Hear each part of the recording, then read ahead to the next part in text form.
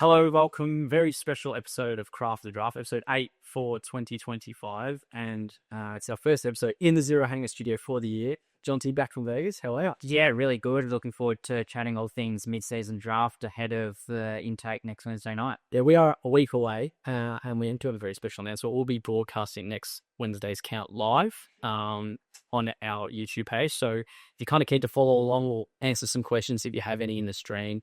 I'll have plenty of pre-draft analysis and then obviously some post-draft wrap-up. So it's going to be a massive show next Wednesday. But for today, we have pretty big mid-season draft preview.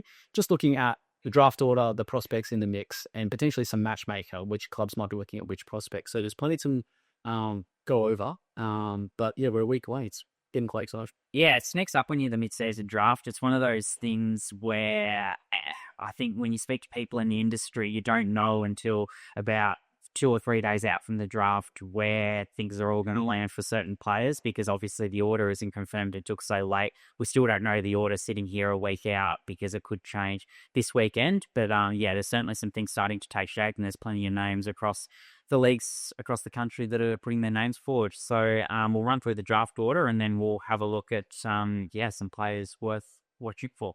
Yeah, so a week out ahead of round 11 of the AFL season. So after the round, we'll have a pretty good indication. It's probably Monday or Tuesday at the latest that they'll lock in that draft order. Clubs can open up their spots through long-term injuries or retirements over the next week or so. So that'll be something to watch out.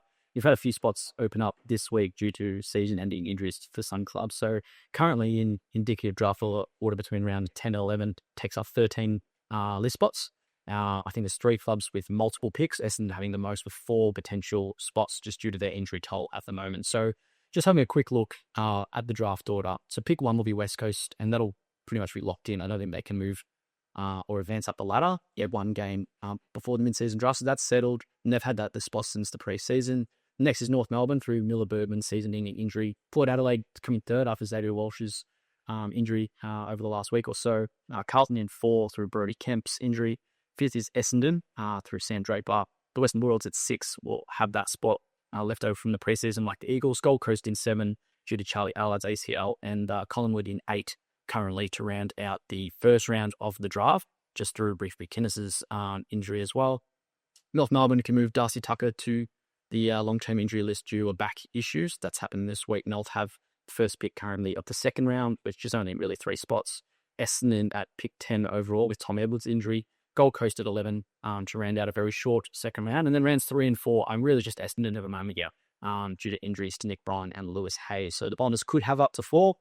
Unlikely we see 4 selections. I think Brisbane had maybe just as much last year, given what they experienced early into the 2024 season. I think they came away with 2.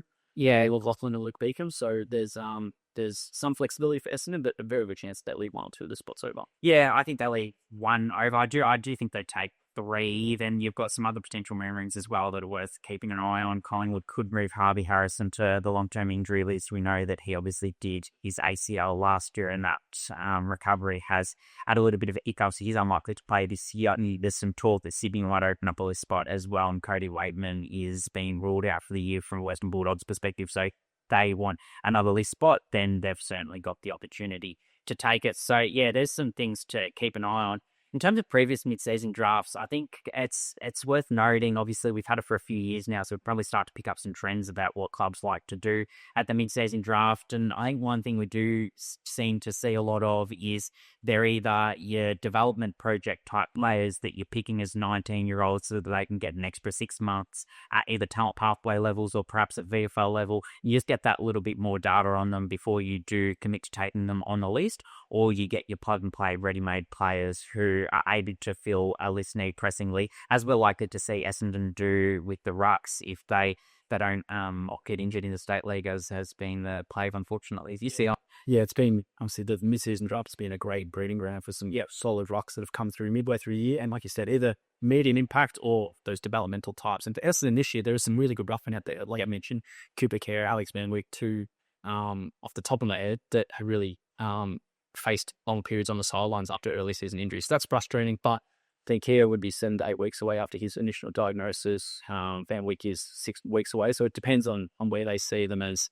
and maybe just give him a bit more time. In Essendon's case, it might be able to run out Todd Goldstein for another month and a half get him a break, and it's one of those guys.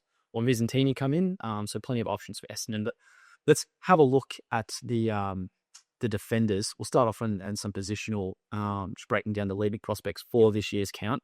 We'll start from measured tall defenders, and I think it was a good balance from what we're seeing maybe out of the Coates Talent League with the Zach Walker, but then as well for those that want to kind of mature, ready-made key defender as well. The VFL's not short of Watkins. No, certainly. Yeah, we'll start from a CTL point of view, though. And I think the two leading tall defenders in that regard are Zach Walker and Gus Papel. So Zach Walker, fortunately, a heavy collision on the weekend down at Gippsland in Morwell. So he is out the next couple of weeks with concussion. But he has put forward a pretty compelling case to get taken because he just dominates the airways so well. His intercept marking is so impressive and wasn't on Gippsland's list at all last year. His kicking was the area of contention, probably still remains so to some degree, but he's certainly cleaned that up and he's got athleticism, he's really clean, and he's got the combativeness that you sort of get when you're playing local country footy. And then Gus Papel, a couple of really strong games in the Young Guns series. He's someone who came into the year with some internal hype around him out of the Calder Cannons. Probably needed to show a little bit more what he could do one-on-one. Everyone was well aware of his ability to intercept, and he's been given the opportunity to play on some big behemoths in the Coates Talent League and really taken the opportunity with both hands. So his form across the last 4 to 6 weeks has been pretty irresistible. So for clubs wanting a developmental type of player, I think in defence, Zach Walker and Gus Papel are probably the two that are getting the most love at the moment. And two other names who, for those that have kept a close eye on the Talent League over the last couple of seasons, who are now in North Melbourne's VFL, Adrian Cole and Cooper Trembath. So Cole is actually still playing Talent League football this year and made the move over to Dandenong. So I think scouts have been able to get a good look at what he's been able to do at both levels this year and where maybe his games are. Obviously, it's Saints NGA player last year. Didn't quite make the cut through the draft in 2024, but has returned, obviously, and hoping to get some action both at the VFL and the Coates Talent League level. So that's something for Adrian this year. And then Trembath was actually on the mid-season draft radar last year as an intercepting defender and has shown his worth as a pretty strong aerial had to play up At the other end, though. Yeah, and then this year has done really well. Had that one game for North Melbourne's VFL, kicked 4 goals and playing forward.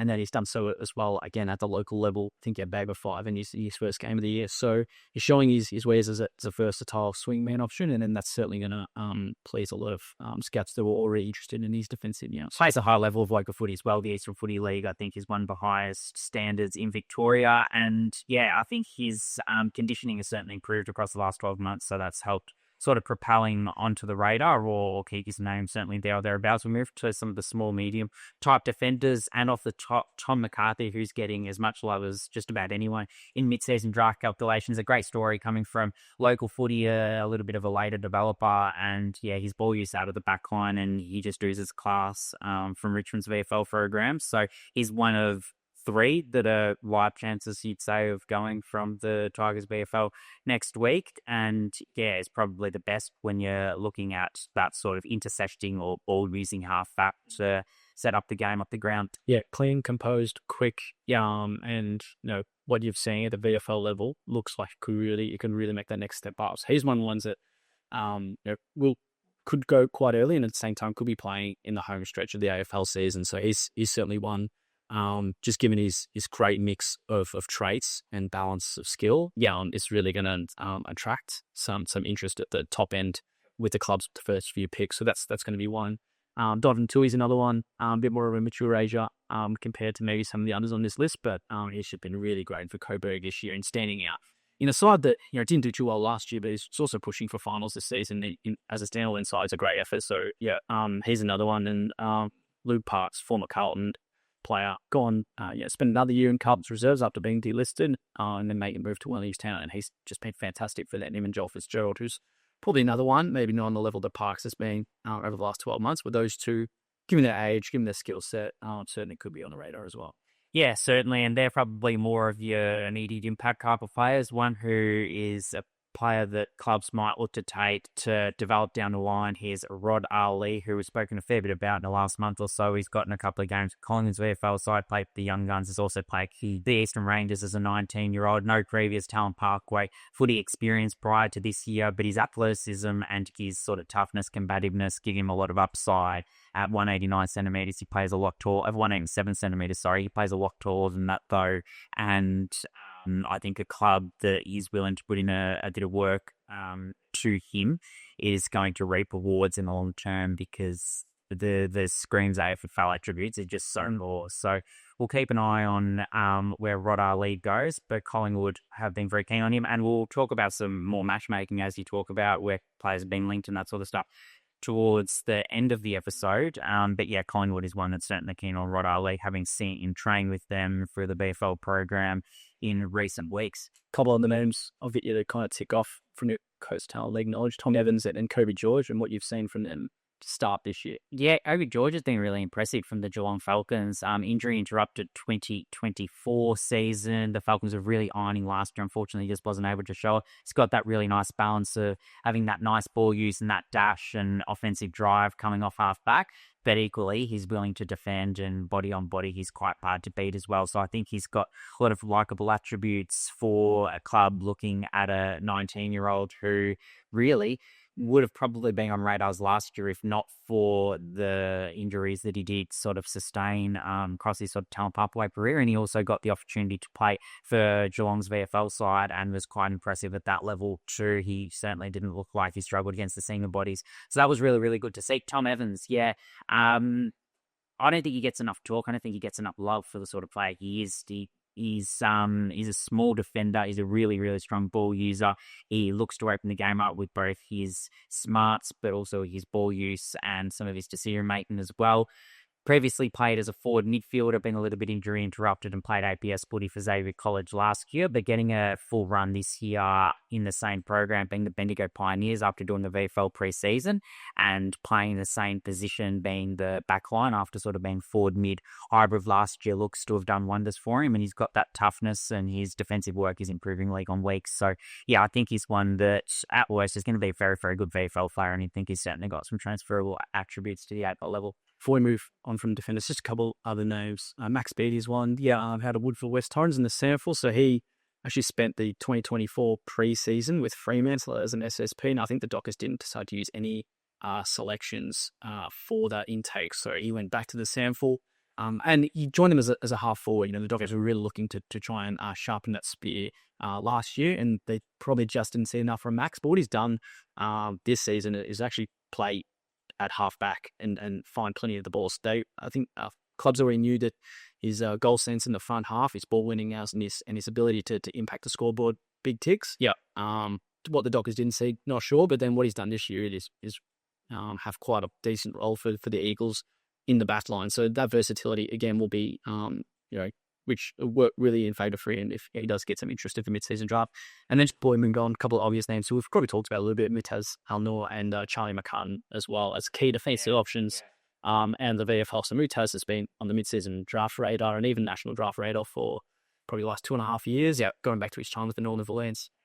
And then Charlie McCartan is certainly a different story, playing for Warren. Yeah, has picked up some interest from, I think, Geelong, Collingwood, Sydney. Yeah, on the Swans even had him in their VFL program for a few games. I've been assuming asking with the as well, part-time role. So that'd be a great story if fans up here and picked up. And he's probably actually one of the leading contenders out of the VFL. Had a great start to the season as well, his first couple of legs in particular for Geelong VFL.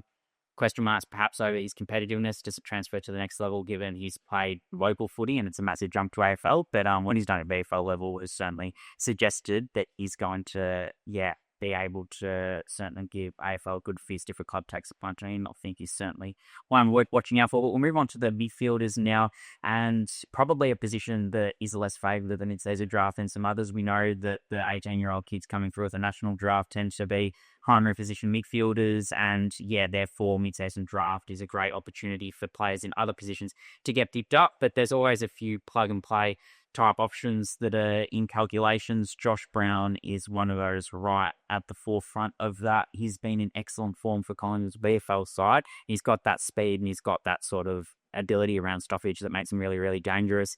And the fact that he's been getting midfield minutes for an AFL-aligned VFL side that doesn't have too many injuries, he's been playing alongside the likes of Ned Long, Lockie Sullivan, and these types, I think shows how high a regard the Pies holding it.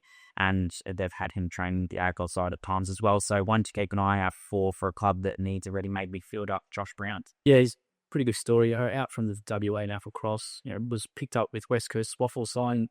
Played through really some tough years. Out the Eagles in at the state league level. Yeah, made the move over to Williamstown and really took a step up in the VFL. And then 12 months there, came over and got some interest from Collingwood. So in really good stead this year, like you mentioned, training with AFL side certainly helps. Also Riley Mason, who we'll speak about in a little bit. But and then really putting up good numbers alongside your Finn McRae's, your Lockie Sullivan's, your Ed Allen's, is showing where he's standing compared to AFL talent. So he's certainly one. A couple others that we'll get through. Jack Ryan's another one out of the VFL.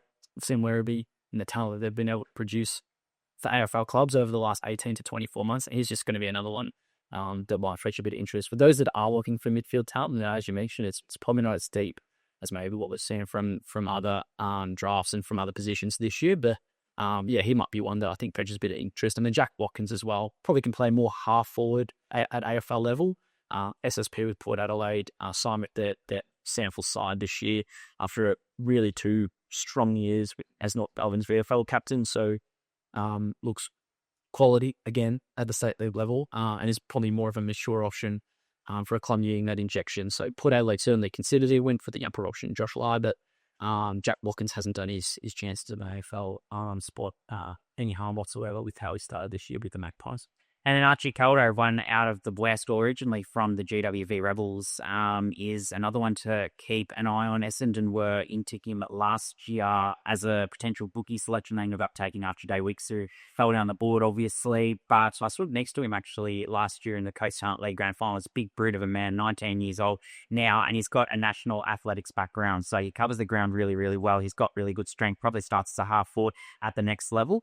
But he's got some really likable attributes with his skill, with his class around stoppage, and his ability to sort of be that centre forward player that clubs are sort of dying out for in this sort of modern generation of the game. He's another one to keep an eye on, and made the move over to the Waffle because I think there was a belief that style of footy would best showcase his skill set, and he's certainly been able to show that early in 2025. So hopefully for his sake, that lands him on an AFL list. But he's certainly garnering a little bit of interest and is one of the leading prospects out of the West Subiaco in 2025. We'll move to the Rucks now, and Braden Crosley is probably the player that's being most closely linked with Essendon following the injury of Kruvikea. He obviously trained with the Western Bulldogs in pre-season and is formerly listed with the Gold Coast Suns.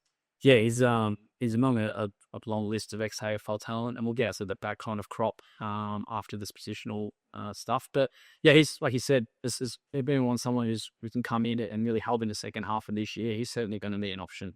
Questions maybe over his fitness, but he's a standout in the VFL, and he's doing so against quality second stream AFL ruckman, and certainly winning most of those battles. So for a club like Essendon that just probably need that Todd Gold stand is starting to tie in the second half, and that they're not seeing what they want in Vigo Vicentini just yet. And just with Drover and Nick Bryan now, he might just be able to help them to really want to be pressing for a top 8 spot this year. So it's going to be fascinating which direction they go and when they see themselves in 2025, the Bombers. That's one. Pubicare, as you mentioned, that foot injury has just come at the worst time for him. Thankfully, it hasn't put a line through his whole season. No, but it might just delay and maybe hamper his prospects just for a little bit. Because he certainly looked free to go as a immediate impact option at the mid-season draft. And Alex Van Wyk, one that I kind of raised, I think, a month ago on our initial mid-season draft preview out of North Adelaide after his spell at Norwood under McGarry medalist Harry Boyd, makes the move, and so does Alex in the same off-season, which was really frustrating for Norwood. And also wanted to get Lockie McAndrew on their list, and he goes and joins Adelaide on the final day at SSP. So they went from 3 really great early Buffman to I'm not sure who's there for them now, but they've kind of had to align a deeper reinforcement option. So that was obviously frustrating. So here's another, and also another one out of the sample, Olivia Northam, originally from the Geelong region, and had a state combine invite not too long ago in his draft year, but since made the move over to South Adelaide, and as quite a young prospect, who's doing quite well in the state league. So more of that long-term ruck option to keep in mind out there. Say, yeah.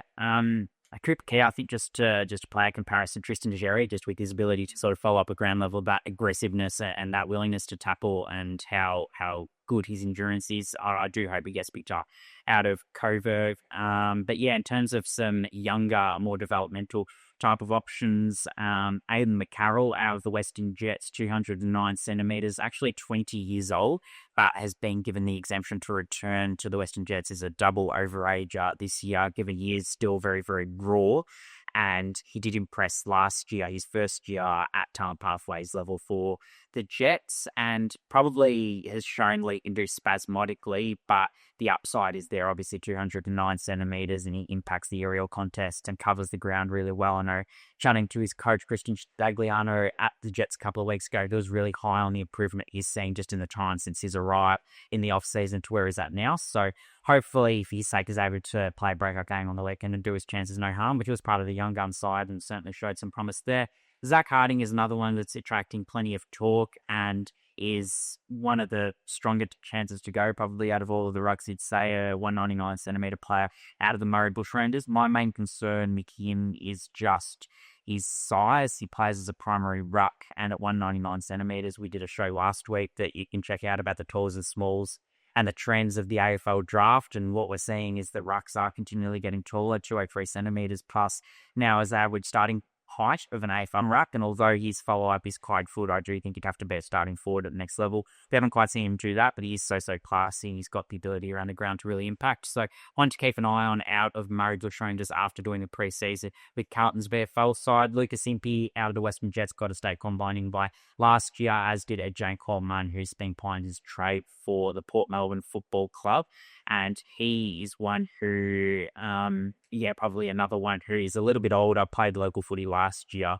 But if a club wants to spend a couple of years really developing him, he's got some athletic upside. We're touching on Flynn Penry as well, as Port Melbourne teammate. He's been playing the last couple of weeks for the GWV Football Club. Plays some very, very good footy in the ruck with his ability to win clearances and dominate the aerial contests and the taps as well. So, yeah, he's one to keep an eye on. Injured in the early part of the year, Flynn Penry, which, again, didn't come at the opportune time.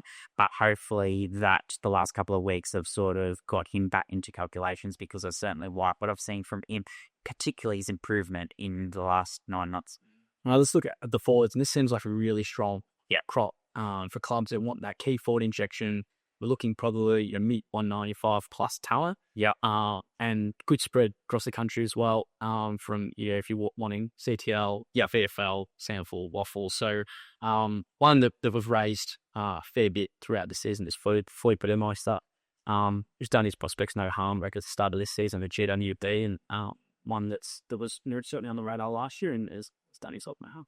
Yeah, we did a video on him 3 or 4 weeks ago, and I think just talked about how much his competitiveness has improved, his volume's improved, his ability to actually pull down those marks as well, and he's really settled up forward, and he's that almost hybrid at 200 centimetres with how well was able to impact at ground level. So yeah, check out that video for a more detailed analysis of him. Probably to have the young gun series he would like, but certainly his first couple of games of the season showcase what a club will be getting if they were to take a punt on him. Caleb Lewis has been linked heavily to the Gold Coast Suns. His running power and his high leap are the things that really stand out to KC coach Taylor Whitford when I had a chat to him last month, and they're the things as well that are catching the eyes of AFL clubs. He hasn't got the opportunity for the KC Demons this year. I think he's only played the one game because the AFL listed forwards have been so healthy, but at local level for Dim League he's been dominating, and there is a view that he'll be able to transfer those attributes at, like you said, at 197 centimetres to the AFL level. Yeah, probably I'm surprised as he had more VFL exposure. Had a nice little patch with Footscray a couple of years ago, another little one with Casey last year, and then he had that round one start. But I guess with the chopping and changing that Melbourne and Casey have had in that with their forwards has really early caused him to struggle to find a spot, given they have to prioritise their AFL listed forwards. Yeah, and you've got Van Nooyen, Bailey Fridge, Matthew Jefferson all playing BFL. It's going to be Johnson. Yeah, well, it's going to be quite hard for a non-AFL listed player to get a look. But he's certainly, every time he's gotten that chance, he certainly made a name for himself. A couple of other waffle. Archene is one that's got a little bit of interest over the last few weeks.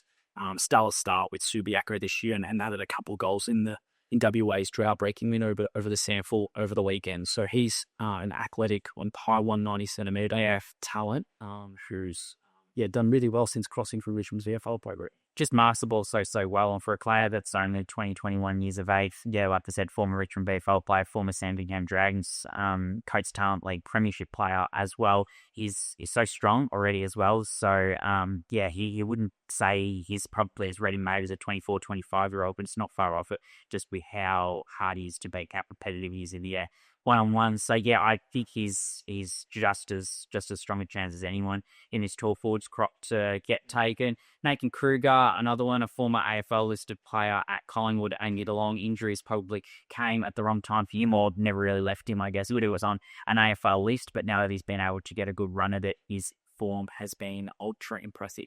Yep, big tip for him, I think, in those that, like you said, I think they know what they can get. Yeah, what they haven't, they just wasn't having what they hasn't been what they've been able to get. Both Geelong and Collingwood over the last few years. So a fit Nathan Kruger certainly could be one. At Collingwood, Riley Mason, as well, training with the Pies side first year in the VFL after playing local level with Seymour. So he's been quite a strong addition for Collingwood State League side. Liam McMahon, he's kicked multiple goals in every game he's played since the start of last year.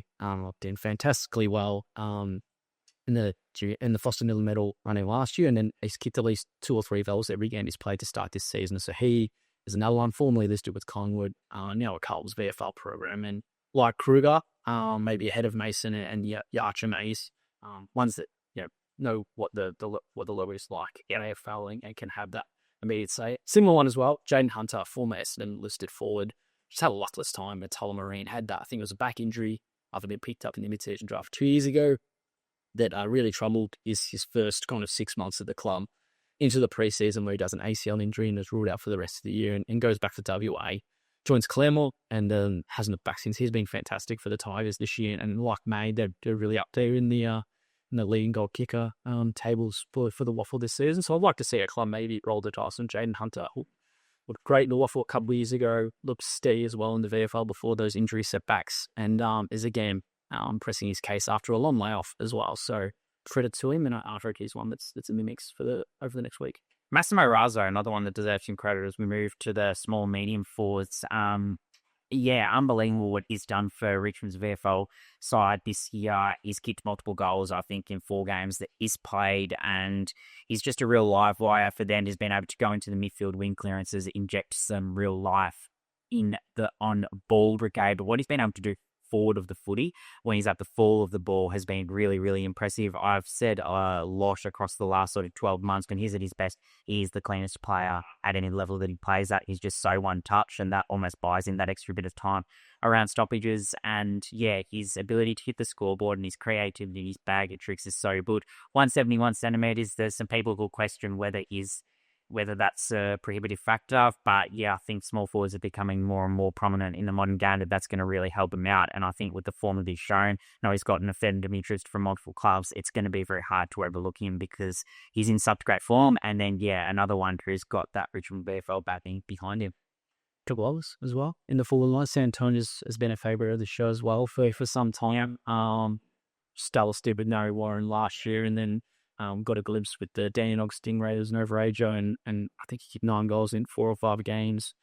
State League State Combine invite last year, and probably just fell short of an AFL draft selection.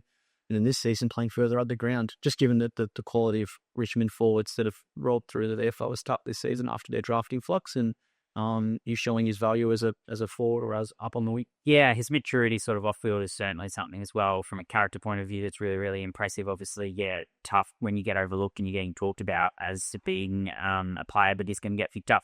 I think something for him is you talked about the fact that he's getting up the field, and I think that's what he's been able to show this year is he's got the ability to, with his running power, really impact sort of 50 to 100 metres from goal. He's got speed, he's got pressure, he's got marking capacity, he's got goal sense. So I think he's got a lot of attributes if you want someone in your forward line who's just innately gifted in lots of different ways and can sort of help you get on the scoreboard, whether that's off his own group or setting someone else up. He's someone that's very, very impressive. We've seen it for Nari Warren, we've seen it for Dandenong Stingrays, we've seen it for Richmond VFL, we've seen it for the Young Guns. Hopefully we can see it at an AFL level in the near future. Yeah, Jed Hayab is another one out of Richmond's VFL program. Seth McDonald, not they're playing this year for Richmond and still at the CTL level, but listed with their program. So there's, again, when you got Balzo, Toner, Hayata, McDonald, McCarthy, Richmond's VFL program, again, leading the way in that competition. Just a couple others to tick off. Some out in Sample, Ewan McKinley has done, had a quite strong year in the Sample to start this game. I think he's won with flag in the first state game against the VFL. Didn't play in the most recent one, but has been really solid over half forward. And Corey Grocop as well out of South Adelaide as a small forward option at young age and showing his wares as a goal kicking threat at quite a young level, quite a young age. And then just a couple others Usherman named had Liam Hugh. Probably hasn't had the season he's won in his first year at Collingwood, but still last year with Brisbane's VFL program and he's showing glimpses for the Magpies this year. And Fenton's another one at Werribee. I think might get some users. Yeah, I want to put someone on the map. Latrell Sumner-Pickett, out of the Sample, 3 goals he kicked in the SA under-18s versus under-20 game on the weekend. His speed, his X-factor, and his deep barrier tricks of creativity really caught the eye. Inside 50 for the SA under-20s team. He's obviously got that Pickett surname. He's the cousin of Melbourne's Cozzy Pickett, the nephew of Byron Pickett. And yeah, he's a really interesting story in that he's not actually eligible for the mid-season draft. There's a possibility he'll get an exemption, but he might be one to keep an eye on at the end of year draft, just because he might not get the exemption. But certainly he's got some AFL attributes. He wasn't listed at a Sample under-18s club last year. He was as a bottom ager before getting cut, went back, played local footy, did really, really well. And he's got that ability to impact the scoreboard that I think you'll associate with a lot of figures. So certainly one to keep a watch on, because talent alone, I think it's very hard to see him not at least getting very, very strong interest. If not for next week, pending the exemption, then certainly in November he'll be one that will remain on the radar. So from South Australia, Latrell Sumner-Pickett, remember the name, a couple of others, Cooper Herbert and Charlie Rosines. Cooper Herbert probably getting stronger interest than Charlie Rosines at this point. His power, his athleticism, and his consistency is all improved this year, particularly that consistency side of things. I think everyone's always known he's got the power, that athleticism, but we didn't necessarily see it enough last year. Some interest came in the last couple of weeks before the draft, but the output just wasn't quite enough in what was such a deep draft, so he ends up getting overlooked. Comes back to Calder, plays really, really well as a forward midfielder, seeing as probably like that hybrid muffin forward at the next level. But his young guns games in particular are quite impressive, and he's had some good moments for the Cord Cannons as well. And then Charlie Rosines was probably seen his best on the weekend against the Gippsland Power and has been stellar form to start the season. 6 weeks of excellent form. He's played as a 23rd man for the Sandy Zebras as well. And similar boat to Massimo Razzo, hasn't been as consistent probably as Massimo Razzo, so the case isn't as compelling, but a little bit smaller, so needs to show that he's got the X factor and maybe plays a little bit higher up the ground as well. So his running power and his kicking efficiency in class all sort of been on show for the Dragons this year. So looking at the last 5 mid-season drafts, and if we go down back to 2019, 4 of them have had at least two ex-AFL players earn lifelines, and I think one just had the one. So going off that trend, there certainly could be 1, 2, 3 former professionally listed players selected next Wednesday. And who do we think are the leading ones? We've named a few in Luke Parks, Nathan Kruger, Liam McMahon, Jaden Hunter, Brayden Crosley, isn't there? Who else do you think could add to that mix that had already been listed before? I think they're the main ones. The other one that I want to put on the radar, which probably segues well into our next segment, is Brandon Parfitt, West Coaster, very, very interested in. He's obviously been on an AFL list before, and he's seen someone that can add just that little bit of experience for what is a really, really young side at the Eagles. At the moment, obviously got their first win on the weekend, which is great to see, that he's seen as one of their top targets for the mid-season draft. They obviously hold the first selection. There has been some interest in some others as well, and obviously Archer May is under their nose out the West as well, so he's one they might have a look at. Mitch? Yeah, let's get into our club prospect matchmaker. So we'll go through I think it's 8 clubs that do have a selection, pay me, heading into round 11, and mainly the prospects that the best suit them or that we do know have some interest. So starting with West Coast, who hold the opening round selection, you've answered Archer May as a local key forward, and certainly an area that they might look at, given Oscar's future and just maybe where their list sits at the moment. And Brendan Parfitt as that remade midfielder, they probably just need a bit more just to bat a little bit deeper in the engine room. They've tried a lot through there, and they've got a lot of good young prospects. But like they did with Liam Baker or Jack Crane, they just need to, I guess, protect them a little bit. Yeah, as the season wears on, Fatty Leary buddies. Yep. So who else do you think the Eagles might have in mind? Well, yeah, you talk about the plug and play midfielders. Josh Brown's certainly an option there. Riley Mason, if you wanted to forward, is another one that could get a look at that level. Yeah, I think Brown's a great one. Local product was in their system, but whether that means they saw enough of him and maybe he didn't like what they saw, it might raise some questions. But that's certainly someone that they've had in their system before and then didn't look to promote. Tom McCarthy, another one, holding kick one, and looking for a player that could just use the ball cleanly out of defence is certainly going to be one that Liam Duggan and Jaden Hunt probably haven't had the form that the other gods would have liked. And if he can play some pressure with the player of Carthy's quality, that could be one. When you mention Archie May, Jagger Hunter could be another as a local prospect as well. So they've got a few options there. North Melbourne likely have pick 2 and likely to have 2 selections at the very least yet the mid-season draft. Names we've probably mentioned before, Riley Mason, Archie May. And Caleb Lewis is probably another as well as a key forward option, Flew, Burmeister. But there's going to be a lot that they're looking at North Melbourne. Yeah, it's interesting what type of player they do target at the mid-season draft. I know there has been definite interest in Archer May, so that indicates, a key forward might be an area of focus. Tom McCarthy as well, obviously, you just look at talent. You're probably one of the players that's seen as the more talented players that will be available to them when their selection does come. And Massimo Razzo is another one that's gotten interest from the North Melbourne Football Club. They probably don't have the small forward talent in front of the ball that they would like at this point in time. And he's someone that could certainly add a little bit of energy at the feet of the likes of Nick Blakey. So, they're probably the main ones. And then they've obviously got the opportunity, if they would like to promote Cooper Trembar as a tall forward, swing, and really, we've seen him play at both ends, or Adrian Coles, a lockdown defender from their VFL program. Yeah, just know it's swingmans, whatnot, nothing. I think what they do have though is the resources to accommodate Cooper at either end, and am I alleviate player like a Charlie Commons, Zazaro, Toby Pink, or the 6 or 7 options. There's so many options that they've got at either end. So there's certainly a couple of names that ought to be on there. Carlton, next up, I like to think defensive that the Blues might look at, or a small forward option. Midfield's a big tick, but I think some support at the ground level for their tall forwards. Or even another tall forward as well, just a third option. If they lose Harriet or they lose Charlie for a week or two, we're seeing hasn't quite worked. Harry Demi's knocking on the door, but just another one in that pecking order might be good. But tall defender or intercepting options, Zach Walker's obviously one that they could look at. Gus Papel, as we mentioned again, Tom McCarthy, they kind of need some more clean users of the ball coming out of the back line as well. They probably don't have enough disposal threats. I think the Blues, the loss of Nick Newman's certainly are at that. So what they could look at, Tom McCarthy, as we mentioned, Jonathan Tui, and then at the forward end, maybe a Massimo Razzo or a Sam Toner as that hybrid third and tall forward option for him. Sam Toner's definitely got an interest from Carlton, and I think you look behind the ball. There is obviously Jacob Wiedering, who has been a pillar for them for the last get-go. Jack Silvani's had a great season, but perhaps, they do want a little bit more covered there. So, Gus Papel could be a great option for them. And you talk about Massimo Razzo. It'll be really interesting if Carlton do take a small forward, just keeping in mind that they've got Tyson Gresham-Ruby. They've got priority access to via their NGA at the end of the season. And I did an Instagram post to think about the Craftwood draft about a month ago about how dire a need a small forward it is for Carlton. Do they look to address that need of the mid-season draft? Do they back Tyson Gresham in, or do they have their eye on someone else at the national draft?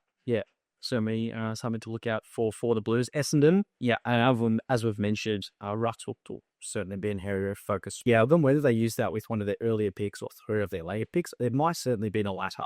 I think it's probably a little more tested and congested at the top about that kind of best quality. I think they'll definitely be able to still get a solid ruckman, whether it's a Crosley or a Cooper Keo at those last few pairs. So who do they potentially look at for their first selection at the draft? Yeah, it's an interesting question. Do they look at someone like an Archer May, who they've been linked to? Obviously, Braden Crosley and Cooper Keogh, it's well known that they're linked to as well. So, yeah, I think if you're looking best available, Archer May is the one that's going to be the man that's most in demand, because there are so many clubs that are interested in him, given what he's been able to do. And then Archie Calder, another one, I talked about him before, the player with the national athletics background, out of Subiaco on the GWV Rebels. Prior to that, they were linked to last year, and he's getting interest again, so he might be one that they pick up a little bit later in the draft if they do choose to use a third or fourth selection. And moving on to the Dogs, yeah, again, similar to the Blues, I think maybe some defensive reinforcement, yes, whether that's key position help or more slingshotting options out of the back line. I don't know what Ailey Dale's doing, but I think if they can get another one and two options of that quality, you have to say that they're bringing in a Bailey Dale out of the mid-season draw, straight away. But there certainly could be a developmental option that's pushing their case for selection quite quickly. And Tom McCarthy is probably one of the more obvious options, but then you look at Blue Parks, Rod Ali, Ziat Walker, Tom Evans as well. There's certainly a few options for the Bulldogs as you have defensive outlook. Yeah, absolutely. I guess the question with Tom McCarthy is, will he still be on board when all of the Dogs' first pick does materialise in the mid-season draft? Zach Walker, they're certainly interested in, so he's one to keep an eye on from the Western Bulldogs. And Massimo Razzo as well, if they're looking for some small forward cover, they have met with him. So, yeah, I'll be interested to see how that goes, because we know they've got such great dynamic Martin prospects or players inside 50. Western Bulldogs with the Sam Darcys and your Aaron Norton types. Him, Craig Wakeman plays a bit taller than he is, but Massimo Razzo could be that player who's at their feet for the next few years if they see fit and see him as a player that can fit that need. Moving on to the Gold Coast Suns, I think the player that's been linked most strongly to a club out of just about anyone has been Caleb Lewis to the Gold Coast Suns as a key forward to help out banking in particular. Up there, they're obviously in a great position as a club at the moment. They're going as well as they've ever gone.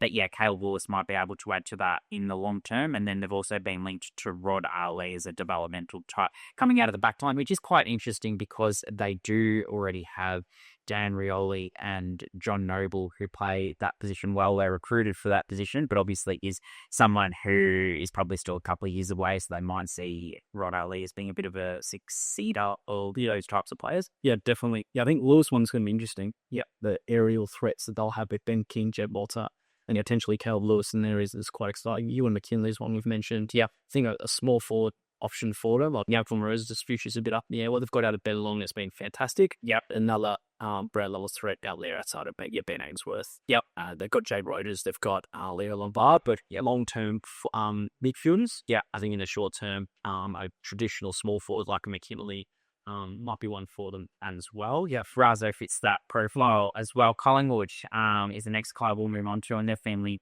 to a lot of players, most strongly Rod Ali, and they're probably in a pretty similar position to Gold Coast in that they've already got a lot of halfbacks, except their halfbacks are a little bit younger. You look at Jake Bryan, you look at Tauja. They do really, really like Rod Ali. They've been able to get an up-close look at him in the last couple of weeks. He's one to keep an eye on. Charlie McCartan, if they do want that, I guess, like-for-like replacement for Reef McInnes, who they did see as being a staple of their backline in 2025. He's someone who might be seen as someone who can come in and to play that role straight away. Rylan Mason as that tool to help out a forward line, which is aging. Obviously, they've got Charlie West, who's coming through the VFL, and they've also got Zach McCarthy, who's coming at the end of the year. So, yeah, whether they see Riley Mason as being the player most fitting of their needs will be a watch. Yeah, I think for Collingwood, mid-season draft is more future planning rather than immediate. I think if they go for a Charlie McCartan, that's one option. Yep, they just need to probably help that backline, which has been the best this year, despite some thinking it's probably a little on demand. But the other way is like you said, a plan for a future forward line who plays with Charlie West and Zach McCarthy in attack, and potentially could be Riley Mason. Yeah, Josh Brown, a younger midfield option who could probably succeed at Steel Sidebot in the next few years, and then Rod Ali as well. Yeah, and if they do have quite that young back line, you mentioned Jacob Bryan, Harry DiMatteo as well. In the probably and then on into midfield. So what vacancy do they have for potential backline options in Rod Ali? Certainly a long term raw prospect for the Pies to consider. And the last one just in draft order currently Port Adelaide. And I think there's probably a few areas that, and I'll look at, but what's going to be fascinating is, do they go for the immediate help? Yeah. Or do they start planning for what potentially could be a rebuild? Yeah. It will be interesting considering they don't have the first round selection at the end of the season draft this year as well. So they won't be able to go in November and peak. Do they go best available? That might be another option as well. Nathan Kruger to help out up forward. Are they lacking a little bit of potency inside 50? He's someone who might be able to help out there. Manny Liddy, someone now of the sample we haven't talked about yet, that he's getting a little bit of interest as well. Performed really well in the SA under 18s versus under 20s game, and is that inside midfielder who'd be able to go in and provide support to the likes of Butters, to the likes of Rosé. You know that Butters' future is to some degree up in the air. Does he stay or Adelaide, or does he come back to Victoria? And then I talked about Latrell Sumner Picker before. Obviously, there's always going to be links to Port Adelaide, given the state and other reasons as well. Yeah, no, there's plenty for Port to consider, and like I said, it's going to be fascinating to see which route they take. Yeah, at the mid-season draft, because there is the occasional talent who some clubs think could be a first, second round option at the end of the year. Yeah, and they get this early access, which is a big reason why our club brought in the mid-season draft, is to get this quality of talent, into the game as quick as they can, if it's eligible to do so. So that wraps up pretty extensive mid-season draft preview. And as mentioned, we'll have our live show coming to you on YouTube and potentially other avenues as well next Wednesday night, taking over massive preview, answering your questions, but both before and after the count, club by club analysis, a post-draft wrap, and plenty more to unfold. And obviously, if you stay up to date, zerohanger.com for all the latest editorial, and as well as Craft of the Draft on YouTube and on Instagram and TikTok. And we'll have a few more videos coming out over the next few days. We've got some introducing videos scheduled for the week. Who's coming up? We've got some introducing videos on Zach McCarthy. We've got introducing on Adam Swade's just come out. If you're an Essendon fan, worth keeping an eye on. Archie Ludwig has just come out as well, and we've got some editorial to keep an eye on as well. Had a chat to some Gold Coast Academy talent on the weekend. Had a chat to Sam Cumming recently as well. So keep an eye on all of that at zerohanger.com.au.